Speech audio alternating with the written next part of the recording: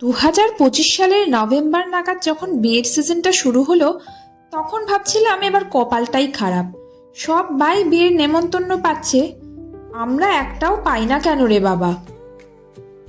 আর যেই জানুয়ারি মাসটা পড়েছে, এত নেমন্তন্ন যে সামাল দেওয়াটাই মুশকিল হয়ে যাচ্ছে জানেন।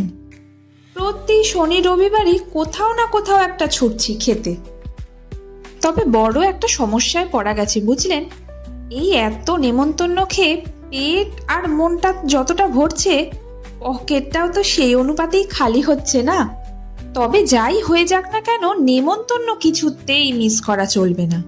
আজ রবিবার, তাই সেজে গুজে বেরিয়ে পড়েছি। তবে আজকের যেখানে নেমন্তন্ন, তা বাড়ি থেকে খুব একটা বেশি দূরে নয়, ওই 10 মিনিট মতো। তো চলে এসেছি ফ্লোটেলে। তবে এখানে এটা আমার প্রথমবারের আসা নয়।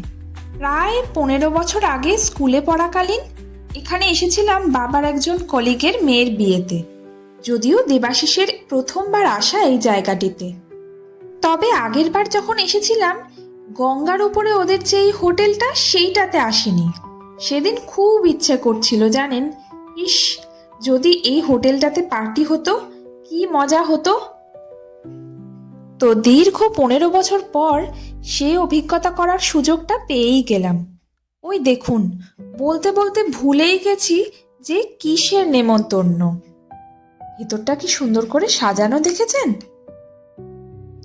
তো যাই হোক, দেবাশিসের কলেজের বন্ধু তিথি, তার ভাইয়ের রিসেপশন। এন্ট্রান্সের ডেকোরেশনটা কি সুন্দর করে সাজানো না। এই নতুন বরকনের সাথে আমরা। এত সুন্দর জায়গাটা একটু ভালোভাবে ঘুরে না দেখলে হয় বলুন। দেবাশিস খালি বলবে ভিডিও কেন তুলছি। আরে বাবা, বাড়িতে মা বাবাদেরও তো ইচ্ছে হয় দেখতে যে জায়গাগুলো কেমন কেমন করে সাজানো, তখন তো এই ভিডিওগুলোই ভরসা বলুন। আমরা ছিলাম ডেকের 3rd ফ্লোরে, এটাই টপ ফ্লোর। ওই দূরে দেখুন, লঞ্চটাতে দেখছি আবার কোনো অনুষ্ঠান চলছে। বেশ লাগছে, ওয়েদারটাও সুন্দর, বসন্তকালের মিষ্টি মিষ্টি হাওয়া বইছে। আজকের ভিডিওটা শর্ট হিসেবে দেখলে একটু বড়, তবে সবটা তো আপনাদের সাথে শেয়ার করতে চাই, তাই আজ এই অবধি থাক।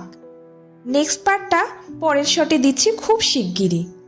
ততক্ষণে আপনারা সবাই খুব ভালো থাকবেন আর সকলকে ভালো রাখবেন।